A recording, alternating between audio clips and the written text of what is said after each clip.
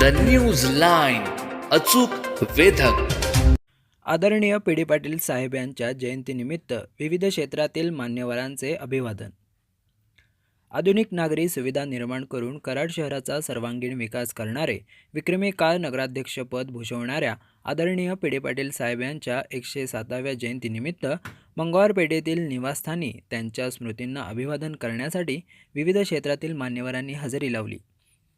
PD. Patil साहेब यांनी कृषी, सहकार, शिक्षण, अर्थ, नगर प्रशासन, विधी अशा क्षेत्रात आपल्या दूरदृष्टीतून विकासाचे आदर्श मापदंड निर्माण केले.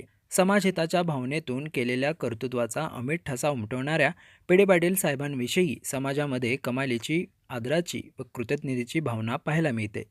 साहेबांच्या जयंतीदिनाचे औचित्य साधून सिक्कीमचे माजी राज्यपाल श्रीनिवास पाटील, कृष्णा बँकेचे अध्यक्ष व भाजपा नेते डॉक्टर अतुल भोसले, प्रांताधिकारी अतुल म्हेत्रे यांच्यासह विविध क्षेत्रातील मान्यवरांनी पी.डी. पाटील साहेबांच्या प्रतिमेचे दर्शन घेऊन अभिवादन केले. आधुनिक कराड नगरीचे शिल्पकार आणि महाराष्ट्राचे निर्माते आदरणीय यशवंतराव यांचे जवळचे सहकारी आदरणीय पी.डी. पाटील साहेब यांच्या जन्मदिनाच्या निमित्तानं त्यांना भावांजली, श्रद्धांजली वाहण्याकरता मी आलो. माझ्यावर त्यांचं पुत्रवत प्रेम होतं. माझ्या जीवनामध्ये प्रशासकीय जीवनामधली माझी निवड, त्यानंतर वेळोवेळी त्यांचे आशीर्वाद यामुळंच मला या सातारा जिल्ह्यामध्ये यापूर्वी कराड लोकसभेचं आणि त्यानंतर नुकताच पार पडलेल्या निवडणुकीनंतर जनसेवा करण्याचं सातारा जिल्ह्याचे खासदार म्हणून भाग्य त्यांच्या आशीर्वाद मिळालं.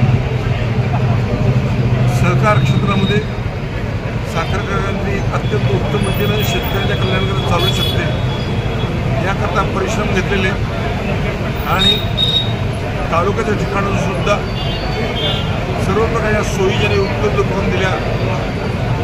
सर्वसामान्य माणसांच्या जीवनामध्ये ज्यांनी शिक्षण, क्रीडा, सहकार यांच्या माध्यमातून सेवा घडवली या आदरणीय पी.डी. साहेबांना मनापासून भावांजली वाहतो आणि त्यांचं कार्य, त्यांचे सुपुत्र, आमचे मित्र बाळासाहेब पाटील यांच्या परिश्रमातून आणखी उभं राहावं आणि त्यांना सुयश मिळावं अशी प्रार्थना मी प्रीत्यसंगमावरच्या माझ्या आदरांजली वाहिलेल्या स्वर्गीय चव्हाण साहेबांच्या स्मृतीला वाहतो.